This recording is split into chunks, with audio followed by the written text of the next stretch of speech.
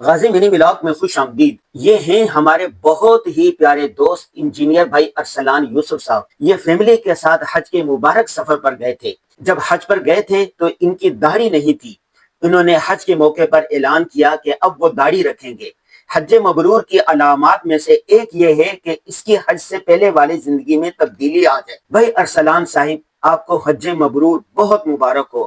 دفتر میں آ کے روٹین اور معمول کے سارے کام نمٹائے، جے ٹی آر خبر نامہ کا اسکرپٹ لکھا، ڈیزائن شدہ خبر نامے کو دیکھ کر فائنل کیا، الغزالی یونیورسٹی کے شعبہ جرنلزم کے طلبہ کو لیکچر دیا، صحافت کے اصولوں پر گفتگو کی، اخبارات پڑھے تاکہ حالات حاضرہ سے آگاہی ہو، سیرت النبی کے موضوع پر زیر تصنیف کتاب کے 8-10 صفحات لکھے، سیرت طیبہ صلی اللہ علیہ وسلم پر لکھی گئی کتب کا مطالعہ کیا، قرآن پڑھ کر اپنے مرحوم والدین کے لیے ایصال ثواب اور دعائے مغفرت کی، مختصر سی ورزش کی کہ صحت مند جسم میں ہی صحت مند دماغ ہوتا ہے۔ یہ ہمارے ساتھی مولانا طیب صاحب ہیں۔